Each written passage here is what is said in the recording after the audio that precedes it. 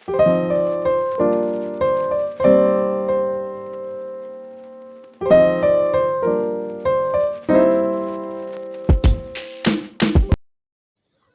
वालेकुम एवरीवन, कैसे हैं आप सभी लोग। आई होप कि आप लोग अच्छे होंगे, खैरियत से होंगे अपने अपने घरों में।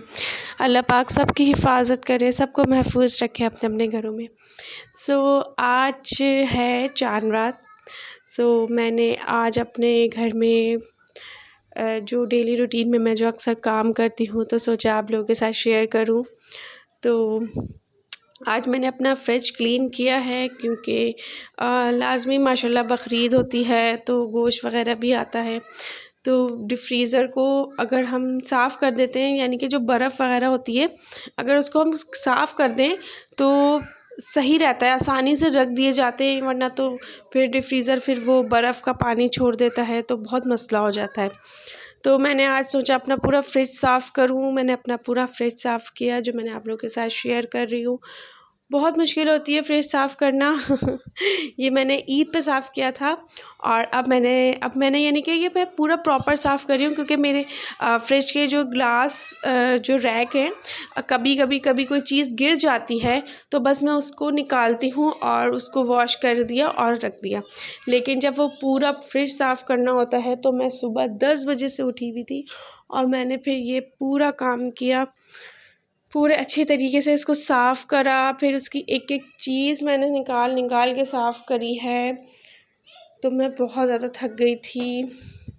फिर मुझे अपना सौदा भी लेकर आना था, फिर हम सौदा लेने गए।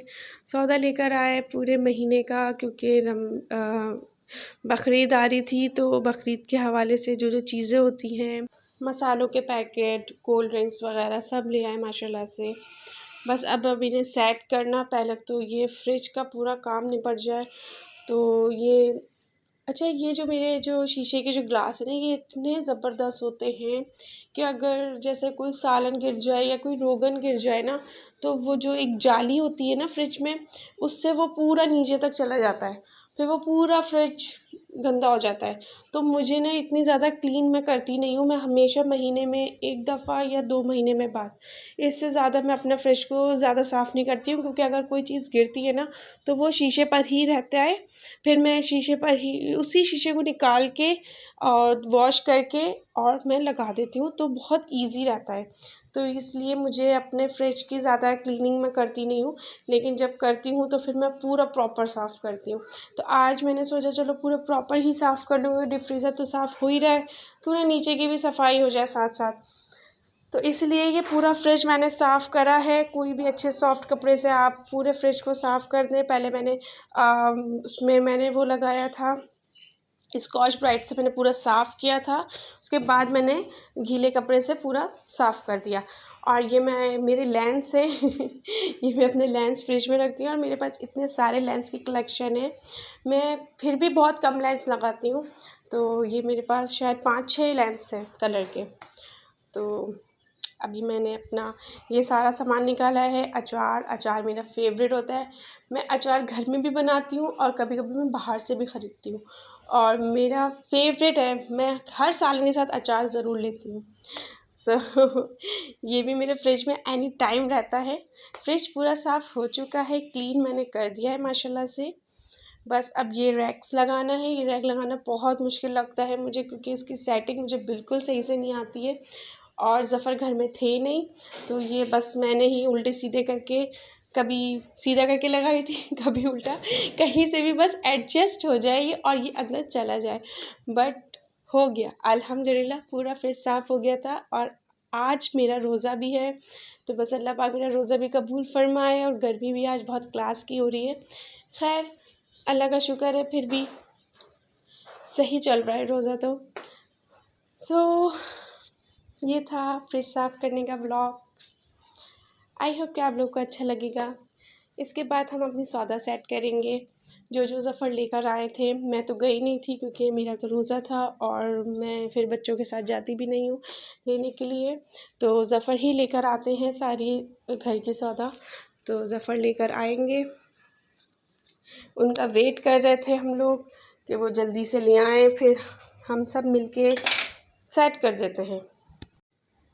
ज़फ़र आ गए थे सौदा लेकर, तो बस फिर ये सौदा को सेट करना एक बहुत बड़ा काम होता है, बहुत बड़ा मिशन होता है मेरे लिए, क्योंकि बच्चे बहुत ज़्यादा तंग कर रहे होते हैं, क्योंकि उनको लग रहा होता है कि सारा काम बस उनको करना है। तो बस ज़फ़र फिर बच्चों को लेकर बैठते हैं और सारा काम फिर मैं निपटाती हूँ ये। तो बस ये सारा काम था। मसालों के डिब्बे वगैरह मैंने सब मंगवा लिए थे, दालें भी मंगवा ली थी, क्योंकि फिर उसके बाद मुहर्रम आ जाते हैं तो फिर हलीम का भी चलता है। तो मैंने उसी हवाले से 2-3 महीने की सौदा मैं अपने घर में मंगवा लेती हूँ। हर महीने नहीं जाते ज़फ़र कहते हैं 3-4 महीने की एक साथ ही मंगवा लो, तो थोड़ा सुकून हो जाता है, आराम आ जाता है।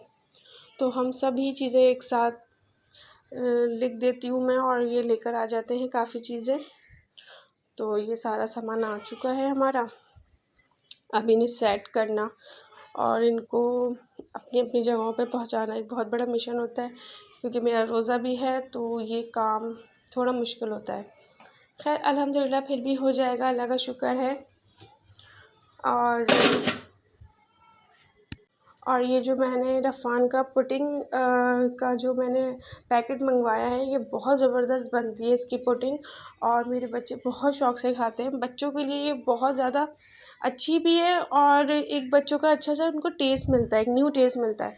तो इंशाल्लाह मैं नेक्स्ट वीडियो में अपनी इसकी रेसिपी भी आप लोग के साथ शेयर करूँगी, आप लोग भी ज़रूर ट्राई कीजिएगा। और ये डव साबुन मेरे बच्चों की स्किन के लिए होता है, क्योंकि बच्चों की सेंसिटिव स्किन होती है, तो ज़रूर यूज़ करवाएं बच्चों को ये। आप भी अपने बच्चों को, क्योंकि गर्मी इतनी ज़्यादा होती है ना, स्किन में दाने आ जाते हैं या रैशेस आ जाते हैं, जो भी कुछ हो जाता है, तो डव से बहुत अच्छा रहता है। तो डव तो मैं अपने 2-3 मंगवा के रखती हूँ बच्चों के लिए, क्योंकि बच्चों की स्किन के लिए बहुत अच्छा होता है। अच्छा, मैंने अपने लिए इस दफ़ा फ़ेस वॉश चेंज किया है। इंशाल्लाह मैं आप लोग के साथ नेक्स्ट व्लॉग में आप लोग के साथ शेयर करूँगी अपना फ़ेस वॉश जो मैंने यूज़ करना शुरू किया है, और उससे मेरी स्किन इतनी ज़्यादा शाइन करने लगी है और इतना अच्छा फ़ेस वॉश है। तो मैं आप लोग के साथ ज़रूर शेयर करूँगी वो, तो आप लोग भी ज़रूर यूज़ कीजिएगा। तो बस ये सब तेल वेल के पैकेट सारे हमारे घर में सब फिनिश हो चुके थे। तो मैंने जो तेल का जो मेरा जो बॉक्स है उसको मैंने वॉश कर लिया था, ताकि ये वॉश हो जाए। वॉश करने के बाद मैंने सोचा मैं इसको इसमें कन्वर्ट कर दूँ। सारे कबर्ड्स की सफ़ाई करी थी मैंने, और मैंने सारे डिब्बे भी वॉश करे थे अपने, जैसे तेल का, घी का, सारे चीज़ें मैंने वॉश करके फिर, क्योंकि सब चीज़ें ही तकरीबन थोड़ी थोड़ी ख़त्म हो चुकी थी, तो बस थोड़ी थोड़े डिब्बे में कन्वर्ट करके तो सारी बड़ी चीज़ें मैंने वॉश कर ली थी। और मैंने सारे डिब्बे वगैरह वॉश करने के बाद ही ये सब चीज़ें मैं इसमें डालती हूँ, क्योंकि एक वो हो जाता है कि जमी जमी चीज़ें हो जाती हैं, जैसे नमक की बरनी हो गई, पत्ती की बरनी हो गई, ये सब में ना चीज़ें जम जाती हैं। तो अगर इन्हें अगर नया सौदा आ रहा है तो इन चीज़ों को अगर आप वॉश करके रख देना, क्योंकि लाज़मी जब सौदा तभी आता है जब सौदा घर में ख़त्म हो जाता है। तो मेरे भी घर में बहुत कम कम चीज़ें रह गई थी। घी, तेल तो बिल्कुल ही फ़िनिश हो चुका था तेल बिल्कुल फ़िनिश हो चुका था, और ये घी भी बिल्कुल थोड़ा सा रह गया था। तो मैंने इन तमाम चीज़ों को मैंने पहले वॉश करा, वॉश के बाद मैंने सुखाया, जब तक मैंने अपना फ्रिज साफ़ करा। फिर ज़फ़र चले गए थे सौदा लेने, फिर जब सौदा लेकर आए हैं तब मैंने ये तमाम चीज़ों के अंदर ये कन्वर्ट कर दिया कि ये अच्छा रहेगा, ये कन्वर्ट हो जाएंगी इसमें। फिर ये करने के बाद मैंने फिर खाना भी बनाया था, जो मैंने बनाई थी ग्रीन चिकन बनाई थी, और वो भी बड़ी टेस्टी बनी थी। ग्रीन चिकन को हमने चावल के साथ एंजॉय किया था, बच्चों को खिलाया था, क्योंकि इतनी शदीद गर्मी थी, कराची में इतनी शदीद गर्मी पड़ रही है कि कुछ भी खाने का दिल नहीं करता, फिर भी बच्चे चावल खा ही लेते हैं। तो बस ये था। अच्छा, मैं जो हूँ ना, ये जो घी डाल रही हूँ ना, तो ये जो घी का जो रैपर होता है ना, ये मैं कभी यूज़ के बाद में फेंकती हूँ।